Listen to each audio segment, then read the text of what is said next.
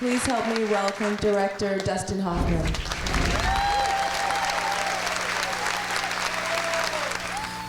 Well, I think there are so many wonderful things about this film, but you certainly have an incredible cast with impeccable timing, and they play so well off of each other. Who was the first of the actors to commit? Well, when it was offered to me, Ronald Harwood wrote The Dresser as a play, and then it was a film with Tom Courtenay and Albert Finney. And both those guys asked Ron Harwood to write something else for him. So he saw that Tosca's Kiss and came up with the idea of the quartet. And so that means that Tom Courtenay was already in it. And Maggie Smith was already with it because Ron Harwood's known Maggie for 50 years.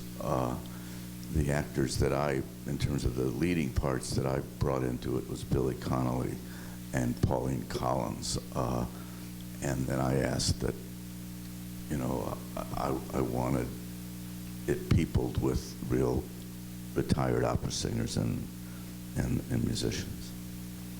It gives it a real sense of authenticity. And did you give them room? Is this very close to the actual final draft, or was there a lot of improvisation? Well, I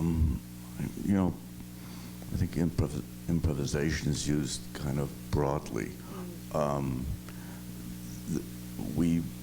There were drafts. I mean, I got an early draft, so I worked with the writer, and we would, rewrite and restructure as we continued pre-production.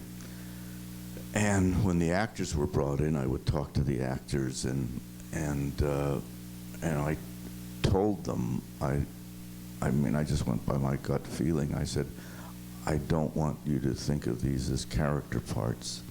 I said, I want you to play very close to yourself. I said, we're all in the same game here.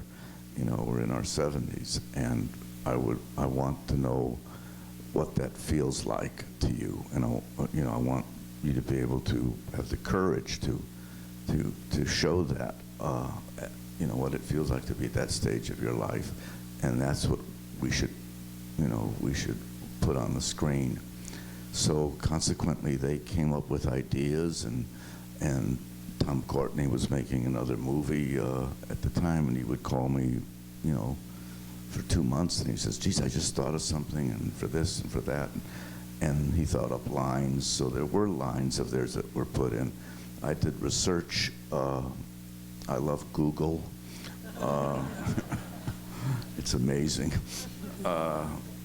And I looked up Maggie Smith amongst the others, and I came across this article that she had been interviewed for from the London Times a few years ago, and she was extraordinarily candid, and she had been ill, and she was very open about her illness, and she had had radiation and chemotherapy, and she had said in the interview she'd never wanted to act again.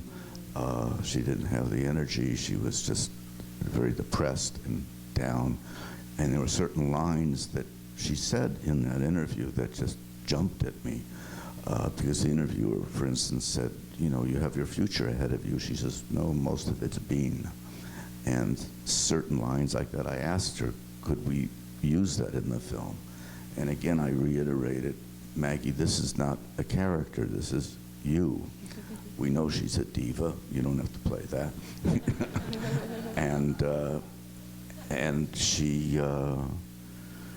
she said yes, and the interesting thing about it is that she exemplifies, I think, the spine of the film, because a couple of years after that interview, she started working, and she's never stopped. As an actor, it seems that there are potentially so many great advantages to going from being an actor to a director in terms of understanding character and working with character in a way from the inside out. Then what would you say are the challenges, perhaps the unexpected challenges that you faced going from being an actor to a director?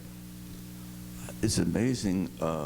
how naive I've been over 45 plus years, because actors, we come to work in the morning and we're just totally absorbed in our own thing, our scene, character, ideas we have, and we enter a set and we're kind of, you know, we're like kids in a sense that, you know, like, you know, we raised 4 kids and in a house at one time, well, 5, and I would come home after work, and I was always amazed at how brutally insensitive the kids would be. I'd say, I'm really tired. And they say, Daddy, can I do it? And that's kind of the way I was on the set. You know, I have an idea, I want to do this, and with no clue as to what horrors the director had gone through in the last 24 hours since I last saw him. He lost this actor, he lost this location, they had the wrong props, the weather was wrong. I mean, the myriad amount of misfortunes that happen on a day-to-day basis, that was news, and it's humbled me to every director I hated.